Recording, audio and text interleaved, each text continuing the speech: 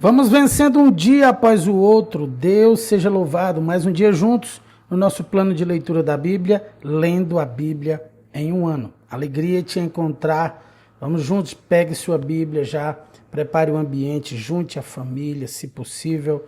Se estiver em trânsito, vamos juntos, abra o seu coração. Certos capítulos de hoje, gente, estamos iniciando um novo livro. O livro de Neemias, poderoso. Então já pega aí, nós vamos fazer Neemias 1 ao capítulo 3 e vamos fazer Hebreus, continuamos em Hebreus, capítulos 4 e 5. Se você é novo no nosso canal, nosso pedido é que você se inscreva para você receber os avisos, para você continuar conosco nessa jornada. Se você está começando agora, nós temos uma playlist desde o início, desde o dia 1. Então você pode começar daqui e continuar, que depois está gravado, tá bom? Ou do dia 1, como ficar melhor para você. Você pode fazer o seu plano de leitura em um ano. Bênção de Deus. Vamos começar? Neemias capítulo 1, nós lemos a partir do verso 1. Estas são as memórias de Neemias, filho de Acalias. No mês de Quisleu, no 20º ano do reinado do rei Artaxerxes, eu estava na fortaleza de Suzã.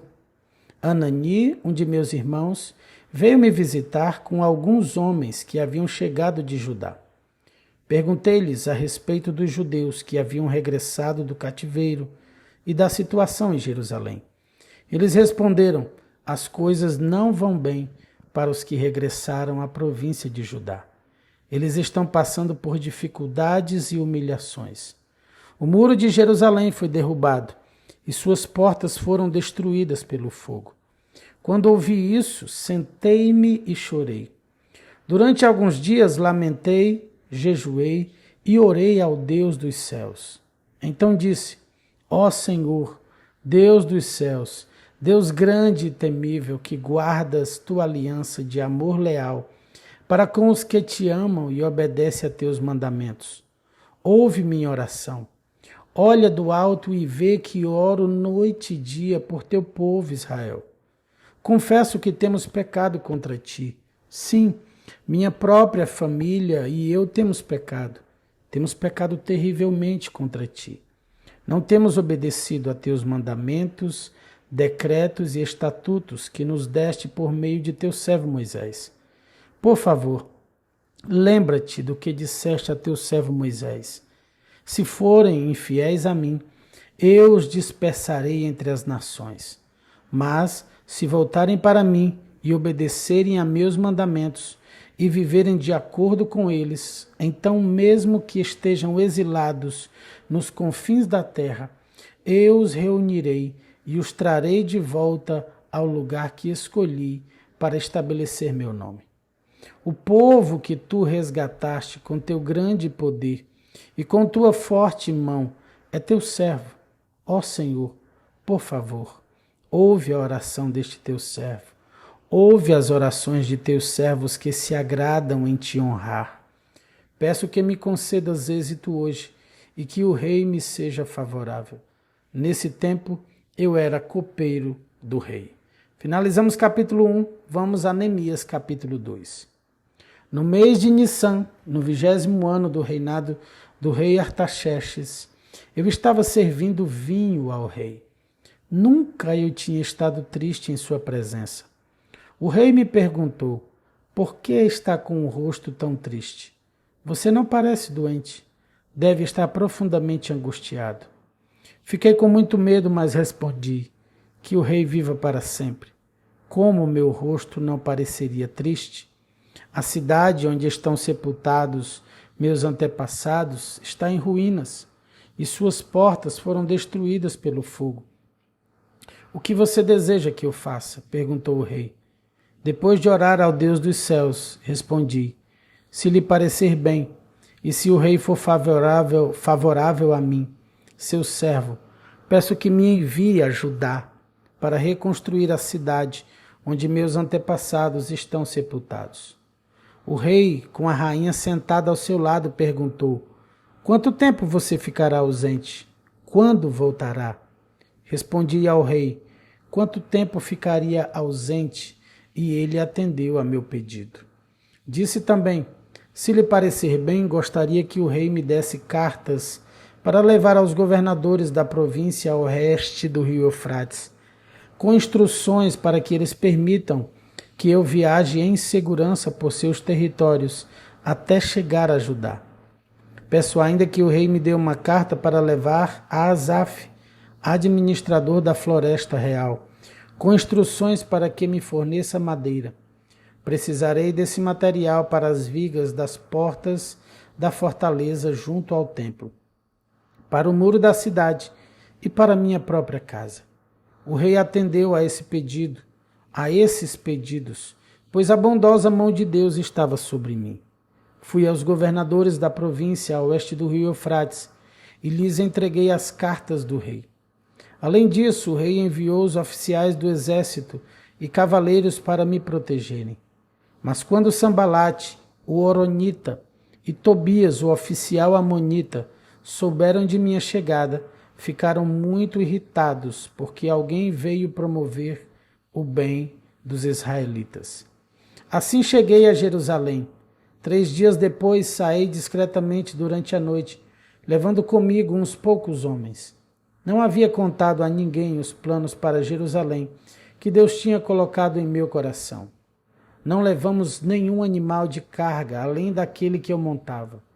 Depois que escureceu, saí pela porta do vale, passei pelo poço do chacal e fui até a porta do esterco para inspecionar o muro de Jerusalém, que tinha sido derrubado, e as portas que haviam sido destruídas pelo fogo. Em seguida fui à porta da fonte e ao tanque do rei, mas por causa do entulho não havia espaço para meu animal passar. Por isso, embora ainda estivesse escuro, subi pelo vale de Cedron e inspecionei os muros ali, antes de voltar e entrar de novo pela porta do vale. Os oficiais da cidade não sabiam aonde eu tinha ido, nem o que estava fazendo, pois não havia contado meus planos a ninguém. Ainda não tinha falado com os líderes judeus, os sacerdotes, os nobres, os oficiais e outros que realizariam o trabalho. Mas então eu lhes disse: vocês sabem muito bem da terrível situação em que estamos. Jerusalém está em ruínas e suas portas foram destruídas pelo fogo. Venham, vamos reconstruir o muro de Jerusalém e acabar com essa vergonha. Então lhes contei como a mão de Deus tinha estado sobre mim e lhes relatei minha conversa com o rei. Eles responderam: sim, vamos reconstruir o muro. E ficaram animados para realizar essa boa obra. Mas quando Sambalate, o Horonita, Tobias, o oficial amonita, e Gesem, o árabe, souberam de nosso plano, zombaram de nós com desprezo e perguntaram: o que estão fazendo? Estão se rebelando contra o rei? Eu lhes respondi: o Deus dos céus nos dará êxito. Nós, seus servos, começaremos a reconstruir esse muro. Vocês, porém, não têm nenhuma parte, nenhum direito legal ou histórico sobre Jerusalém. Aqui finalizamos o capítulo 2, vamos ao capítulo 3 de Neemias. Então o sumo sacerdote Eliasibe e os outros sacerdotes começaram a reconstruir a porta das ovelhas. Eles a consagraram, colocaram as portas no lugar e reconstruíram o muro até a Torre dos 100, que também consagraram, e até a Torre de Ananel. Os habitantes da cidade de Jericó trabalharam ao lado deles, e mais adiante estava Zacur, filho de Inri. A porta do peixe foi construída pelos filhos de Hassenaá. Colocaram as vigas, levantaram as portas e puseram os ferrolhos e as trancas. Meremote, filho de Urias e neto de Acós, consertou o trecho seguinte do muro. Ao seu lado estava Mesulão, filho de Berequias e neto de Mesesabel. E mais adiante, Zadok, filho de Baaná. Os habitantes de Tecoa consertaram o trecho seguinte, embora seus líderes se recusassem a trabalhar com os supervisores da construção. Os reparos da porta antiga foram realizados por Joiada, filho de Passeia, e por Mesulão, filho de Besodias. Colocaram as vigas, levantaram as portas e puseram os ferrolhos e as trancas. Ao lado deles estavam Melatias, de Gibeon, Jadon de Meronote, homens de Gibeon e homens de Mispá, cidades sob a autoridade do governador da província a oeste do rio Eufrates. Uziel, filho de Araías, ourives de profissão, consertou o trecho seguinte, e mais adiante estava Ananias, fabricante de perfumes. Reconstruíram Jerusalém até o muro largo. Refaías, filho de Ur, governador de metade do distrito de Jerusalém, trabalhou ao lado deles no muro. No trecho seguinte, Gedaías, filho de Arumaf, consertou o muro em frente de sua própria casa. E ao lado dele estava Atuz, filho de Assabneias. Em seguida vinham Malquias, filho de Harim, e Hassub, filho de Paate Moabe, que consertaram outra parte do muro e a torre dos fornos. Salum, filho de Alóis, e as filhas dele consertaram o trecho seguinte. Salum era governador da outra metade do distrito de Jerusalém. Os reparos da porta do vale foram realizados pelos habitantes de Zanoa, sob a liderança de Hanun. Levantaram as portas e puseram os ferrolhos e as trancas. Também consertaram os 450 metros seguintes do muro até a porta do esterco. Os reparos da porta do esterco foram realizados por Malquias, filho de Recabe, governador do distrito de Bet-Haquerem. Ele a reconstruiu, levantou as portas e pôs os ferrolhos e as trancas. Os reparos da porta da fonte foram realizados por Salum, filho de Col-Ozer, governador do distrito de Mispá. Ele a reconstruiu, colocou o telhado, levantou as portas e pôs os ferrolhos e as trancas. Além disso, consertou o muro do tanque de Siloé, perto do jardim do rei, e reconstruiu o muro até os degraus que descem da cidade de Davi. Ao lado dele estava Neemias, filho de Asbuque, governador de metade do distrito de Bet-Zur. Ele reconstruiu o muro desde o lugar em frente dos túmulos da família de Davi até o reservatório de água e até a casa dos guerreiros. Os reparos do trecho seguinte foram realizados por um grupo de levitas que trabalharam sob a supervisão de Reum, filho de Bani. Depois deles vinha Assabias, governador de metade do distrito de Keila, representando o seu distrito.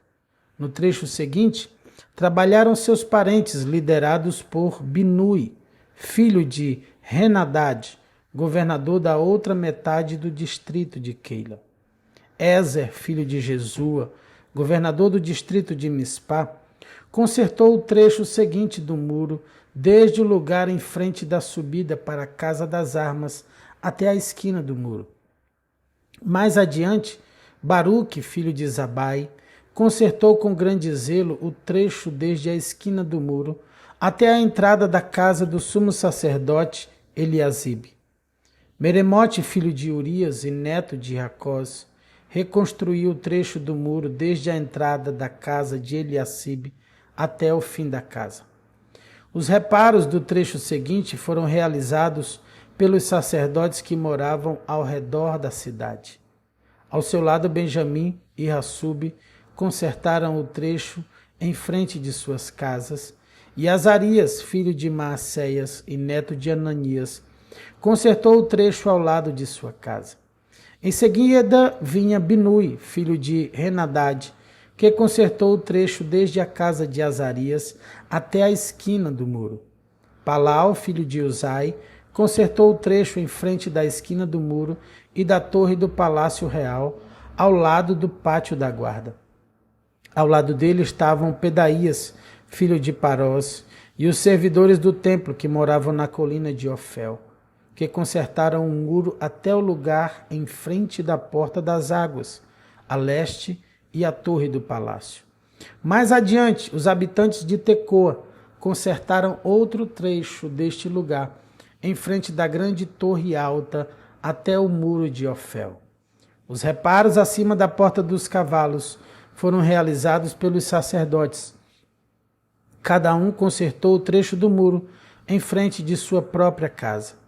Depois deles, Zadok, filho de Imer, também consertou o trecho do muro em frente de sua casa.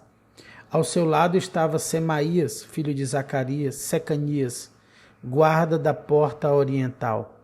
Ananias, filho de Selemias, e Anum, sexto filho de Zalaf, consertaram o trecho seguinte, enquanto Mesulão, filho de Berequias, consertou o trecho em frente de onde ele morava. Malquias, um dos ourives, consertou o muro até as casas para os servidores do templo e para os negociantes em frente da porta da guarda. Então continuou o trabalho até a sala superior da esquina. Os outros ourives e negociantes consertaram o muro desde a sala superior da esquina até a porta das ovelhas. E aqui nós finalizamos o capítulo 3 de Neemias no Antigo Testamento. Vamos ao Novo Testamento, vamos a Hebreus capítulo 4.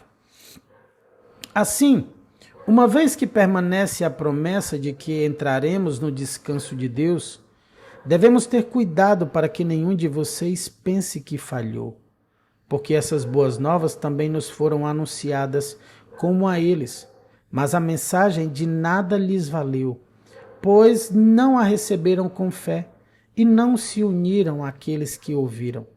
Pois nós, os que cremos, entramos em seu descanso. Quanto ao demais, Deus disse: assim jurei em minha ira, jamais entrarão em meu descanso. Embora suas obras estejam prontas desde a criação do mundo, sabemos que estão prontas por causa da passagem que menciona o sétimo dia. No sétimo dia, Deus descansou de todo o seu trabalho. Mas em outra passagem, Deus diz: jamais entrarão em meu descanso. Portanto, o descanso está disponível para que alguns entrem nele. Mas os primeiros que ouviram essas boas novas não entraram por causa de sua desobediência. Por isso Deus estabeleceu outra ocasião para que entrem em seu descanso. E essa ocasião é hoje. Ele anunciou isso por meio de Davi, muito tempo depois, nas palavras já citadas. Hoje, se ouvirem sua voz, não endureçam o coração. Se Josué lhes tivesse dado descanso, Deus não teria falado de outro dia de descanso por vir. Logo, ainda há um descanso definitivo à espera do povo de Deus. Porque todos que entraram no descanso de Deus, descansam de seu trabalho, como Deus o fez após a criação do mundo. Portanto, esforcemo-nos para entrar nesse descanso. Mas, se desobedecermos, como no exemplo citado, cairemos, pois a palavra de Deus é viva e poderosa. É mais cortante que qualquer espada de 2 gumes, penetrando entre a alma e o espírito, entre a junta e a medula, e trazendo à luz até os pensamentos e desejos mais íntimos. Nada em toda a criação está escondido de Deus. Tudo está descoberto e exposto diante de seus olhos, e é a Ele que prestamos contas. Visto, portanto, que temos um grande sumo sacerdote que entrou no céu, Jesus, o Filho de Deus, apeguemo-nos firmemente àquilo em que cremos. Nosso sumo sacerdote entende nossas fraquezas, pois enfrentou as mesmas tentações que nós, mas nunca pecou. Assim, aproximemo-nos com toda a confiança do trono da graça, onde receberemos misericórdia e encontraremos graça para nos ajudar quando for preciso. Finalizamos o capítulo 4 de Hebreus. Vamos ao capítulo 5. Todo sumo sacerdote é um homem escolhido para representar outras pessoas nas coisas referentes a Deus. Ele apresenta ofertas e sacrifícios pelos pecados e é capaz de tratar com bondade os ignorantes e os que se desviam, pois está sujeito às mesmas fraquezas. É por isso que precisa oferecer sacrifícios pelos próprios pecados, bem como pelos pecados do povo. Ninguém assume essa posição de honra por si só. Ele deve ser chamado por Deus, como aconteceu com Arão. Por isso, Cristo não tomou para si a honra de ser sumo sacerdote, mas foi Deus que lhe concedeu essa honra, dizendo: Você é meu filho, hoje eu o gerei. E em outra passagem diz: Você é sacerdote para sempre, segundo a ordem de Melquisedeque. Enquanto Jesus esteve na terra, ofereceu orações e súplicas em alta voz e com lágrimas àquele que podia salvá-lo da morte. E suas orações foram ouvidas por causa de sua profunda devoção. Embora fosse filho, aprendeu a obediência por meio de seu sofrimento. Com isso, foi capacitado para ser o sumo sacerdote perfeito e tornou-se a fonte de salvação eterna para todos que lhe obedecem. E Deus o designou o sumo sacerdote segundo a ordem de Melquisedeque. Há muito mais que gostaríamos de dizer a esse respeito, mas são coisas difíceis de explicar. Sobretudo, porque vocês se tornaram displicentes acerca do que ouvem. A esta altura já deveriam ensinar outras pessoas, e no entanto precisam que alguém lhes ensine novamente os conceitos mais básicos da palavra de Deus. Ainda precisam de leite e não podem ingerir alimento sólido. Quem se alimenta de leite ainda é criança e não sabe o que é justo. O alimento sólido é para os adultos que, pela prática constante, são capazes de distinguir entre certo e errado. E aqui nós finalizamos os capítulos de hoje do nosso plano de leitura da Bíblia. Glória a Deus por isso. Eu quero orar por você antes de finalizarmos, mas quero lhe pedir que você deixe o seu like, que você compartilhe e que você se inscreva no nosso canal e abençoe vidas. Vamos orar? Pai, nós te louvamos, te agradecemos por esse dia, por essa palavra, Senhor, poderosa, pelos nossos irmãos que estão aqui, Senhor.